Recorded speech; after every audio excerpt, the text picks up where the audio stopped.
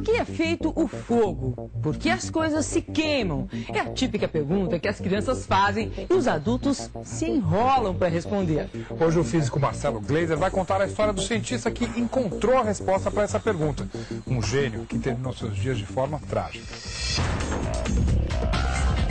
Da Grécia Antiga às civilizações orientais, muitas culturas acreditaram durante 2000 anos que tudo que existe é composto de 4 elementos: água, fogo, terra e ar seriam os ingredientes básicos de tudo. Mas na virada para o século XVIII, a ciência caminhava a passos largos. Já não dava mais para acreditar que apenas 4 elementos fossem a matéria-prima do mundo. Naquele momento, cientistas se perguntavam: afinal, o que é a água? Seria algo puro, elementar, ou seria uma mistura de ingredientes? E o fogo? Você já parou para se perguntar por que as coisas se queimam, se desfazem, viram pó? O primeiro homem que conseguiu responder a essas perguntas foi um cientista genial, considerado o pai da química moderna. Você deve ter ouvido uma frase dele: na natureza, nada se perde, nada se cria, tudo se transforma. Pois esse cientista revolucionário terminou seus dias de forma trágica, ele próprio vítima de uma revolução.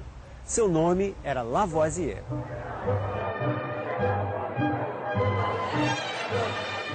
Antoine Lavoisier nasceu em berço de ouro e viveu como um nobre em Paris na metade do século XVIII. Tempos em que a riqueza de poucos começava a incomodar os muitos que passavam fome. Excelente aluno, com apenas 25 anos, ele entrou para a Academia de Ciências da França. Um gênio precoce. Só que, além de químico brilhante, Lavoisier era também coletor de impostos. Isso às vésperas da Revolução Francesa, aquela que terminou com uma grande revolta popular bem aqui na Praça da Bastilha, em Paris. No laboratório, o jovem Lavoisier fazia suas experiências com a ajuda da mulher, a bela Marianne, que tinha apenas 13 anos quando eles se casaram. Foi numa dessas experiências que Lavoisier descobriu por que as coisas pegam fogo.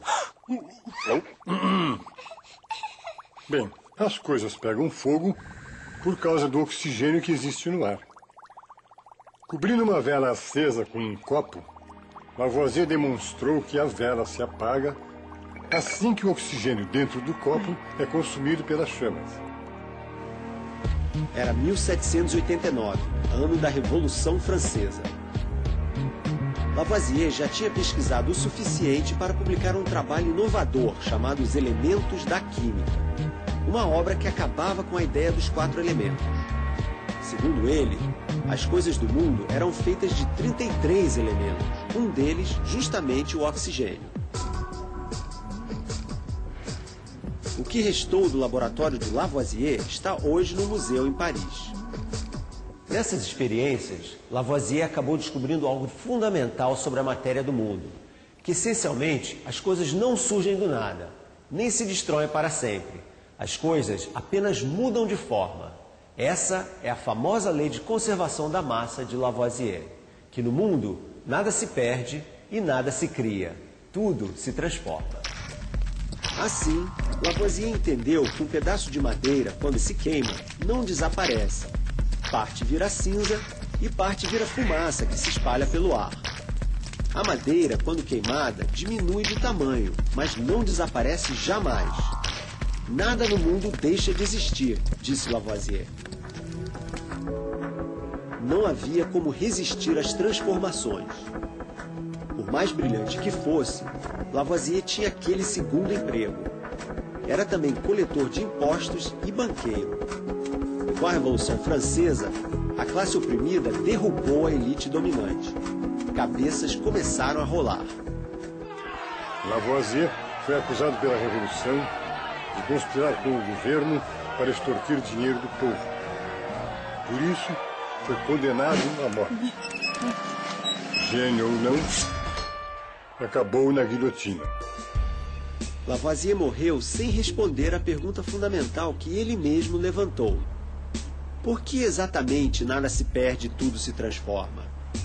O que poderia existir de tão essencial no coração da matéria, capaz de resistir até mesmo ao fogo?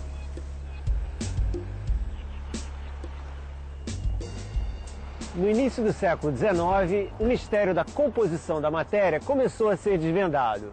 Foi aqui, na cidade de Manchester, no norte da Inglaterra, que um cientista apresentou a resposta para a pergunta milenar.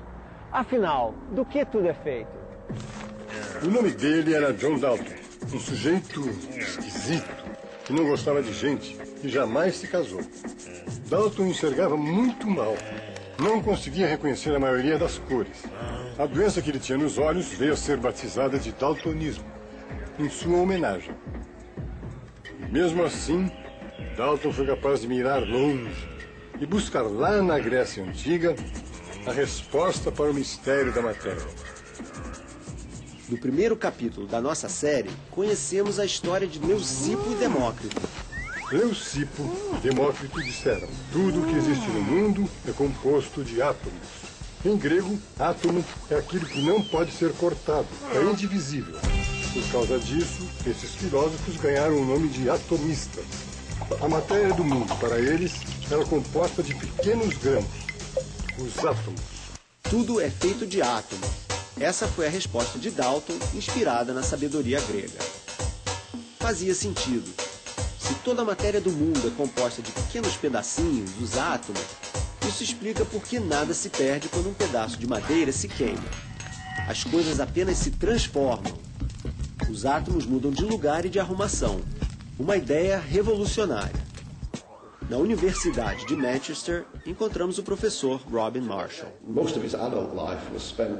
Ele nos conta que Dalton passou a maior parte da vida em Manchester e se dedicava apenas ao trabalho. Dalton foi o primeiro cientista a demonstrar que cada elemento é único, elementar, porque tem seu próprio átomo. Os compostos químicos nascem da união de elementos, como por exemplo a água.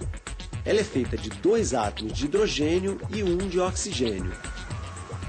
No fundo do mar ou na garrafa que está ao seu lado nesse momento, a água tem sempre essa composição, H2O. Dalton mal poderia imaginar que os átomos não são, na verdade, indivisíveis. Muitos anos depois, outros cientistas iriam provar que esses pedacinhos de matéria são compostos de outros pedacinhos ainda menores.